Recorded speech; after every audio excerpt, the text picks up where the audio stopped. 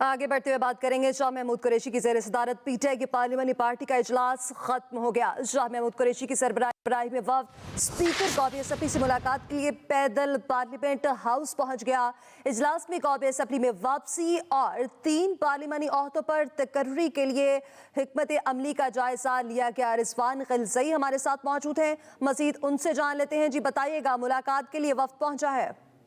आज ही पार्लिमानी पार्टी इजलास के बाद पीटीआई के अरकान अब पैदल पार्लियामेंट हाउस पहुंच चुके हैं। कुछ लोग अभी रास्ते में हैं और आज पार्लियामेंट आने का मकसद एक तो इस्तीफों की जो मंजूरी का मरहलावार एक सिलसिला है, उसमें पीटीआई का ये मौक़िफ़ इख्तियार किया जाएगा कि सारे इस्तीफे एक साथ मंजूर किए जाएँ। और दूसरा, अगर इस्तीफे मंजूर नहीं किए जाते तो फिर तहरीक इंसाफ अपोजिशन की सबसे बड़ी जमात है और उस सूरत में उनको जो अपोजिशन लीडर का होता है, इसके अलावा चेयरमैन पब्लिक अकाउंट्स कमेटी का होता है और जो तहरीक इंसाफ के पार्लिमानी लीडर की नामजदगी है, ये 3 ओहदों पर उन्होंने नामजदगी का मुतालबा करना है। तो इस वक्त पीटीआई की मरकज़ी क़यादत, जिसमें साबिक एमएनएज़ और मौजूदा एमएनएज़ शामिल हैं, वो सारे पार्लियामेंट हाउस की तरफ रवाना हैं, पैदल जा रहे हैं। और उसके बाद स्पीकर से मुलाकात में ये जो मुतालबात हैं 3 ओहदों के हवाले से और इसके साथ साथ जो इस्तीफों की मंजूरी के हवाले से 2 ऑप्शन दिए जाएंगे कि अगर इस्तीफे मंजूर कर दें तो सारे इस्तीफे एक साथ मंजूर किए जाएं, लेकिन अगर इस्तीफे मंजूर नहीं किए जाते तो जो 3 ओहदों पर पीटीआई का हक बनता है, इन ओहदों पर पीटीआई को नामजद किया जाए, पीटीआई के लोगों को। जी अच्छा रिजवान, अब तक 80 से ज़ायद इस्तीफे तो मंजूर हो चुके हैं, बाकी कितने इस्तीफे बाकी हैं?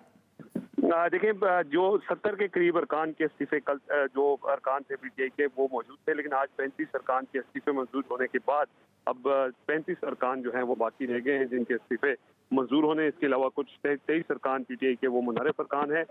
लेकिन जिन लोगों ने इस्तीफे दिए थे उनमें अब 35 लोग रह गए हैं जिनके इस्तीफे अभी तक मंजूर नहीं हुए। अब पीटीआई क़यादत की तरफ से आज ये मुतालबा किया जाएगा कि ये इस्तीफे फौरी मंजूर किए जाएँ, लेकिन अगर इस्तीफे मंजूर नहीं किए जाते तो तहरीक इंसाफ का हक बनता है इन 3 ओहदों के ऊपर, जहाँ पर उनके लोगों को नामजद किया जाए। जी अच्छा रिजवान, ये बताइएगा कि जो 3 पार्लिमानी ओहदे हैं जिन पर पीटीआई की जानिब से कहा जाएगा कि उनका हक बनता है, कौन कौन से लोग हैं जो नामजद किए गए हैं?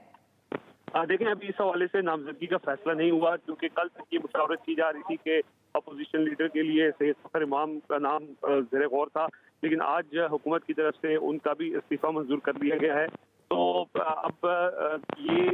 दोबारा इस पर मुशावरत होनी है कि अपोजिशन लीडर के लिए किसको नामजद किया जाएगा। इसमें आमिर डोगर का नाम भी जो है वो लिया जा रहा है। इसके साथ साथ और भी कुछ लोग हैं, लेकिन अभी क्योंकि कल तक पीटीआई के पास 70 अरकान थे, लेकिन अब 70 में से 35 मजीद अरकान के इस्तीफे मंजूर हो गए, तो इस पर अब मजीद दोबारा मुशावरत होगी।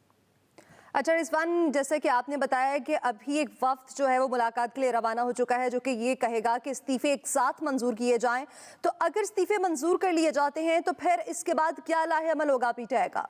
देखिए, पीटीआई की तो पहले से हिकमत अमली जो यही थी कि सारी असम्बलियों से जो रिजाइन करें, और कौमी असम्बली से भी उन्होंने इस्तीफों की मंजूरी का स्पीकर को कहा था, लेकिन उसके बाद फिर इमरान खान ने अपनी हिकमत अमली में तब्दीली का बताया और ये कहा कि पीटीआई जो है वो वापस कौमी असम्बली जाएगी और अपोजिशन लीडर के तौर पे जो निगरान सेटअप अगला आना है वफाक के अंदर, उसमें मुशावरत का हिस्सा बनेगी। लेकिन उसके बाद, इस ऐलान के बाद, हुकूमत ने अब 70 लोगों के इस्तीफे मंजूर कर लिए हैं और इन 70 लोगों के इस्तीफों की मंजूरी के बाद अब पीटीआई के 35 लोग जो हैं वो सिर्फ रह गए हैं और इस वक्त भी वो अपोजिशन की बड़ी जमात हैं और वो अब मुतालबा करेंगे कि अगर इन इस्तीफों को मंजूर नहीं करना तो फिर जो है वो ओहदे दिए जाएं, लेकिन अगर इस्तीफे मंजूर कर लिए जाते हैं तो ये मुतालबा उनका आज भी ये होगा कि सारे इस्तीफों को एक साथ मंजूर किया जाए और दोबारा इन सारी सीटों पर इलेक्शन करवाया जाए। अच्छा रिजवान, ये भी बताइएगा कि जो वफ्द मुलाकात के लिए रवाना हुआ है उसमें कौन कौन शामिल है? देखिए, इसमें सारी पीटीआई की मरकजी क़यादत शामिल है। फवाद चौधरी हैं, शाह महमूद कुरैशी हैं, असद कैसर हैं, इसके अलावा पीटीआई के बाकी एमएनएज़ हैं। लेकिन अभी हम देख रहे हैं कि कुछ लोग जो एमएनएज़ पहले दाखिल हो चुके थे, उनको तो दाखिले की इजाज़त मिल गई थी, लेकिन अब पार्लियामेंट हाउस के गेट बंद कर दिए गए हैं और तहरीक इंसाफ के एमएनएज़ बाहर इंतजार कर रहे हैं और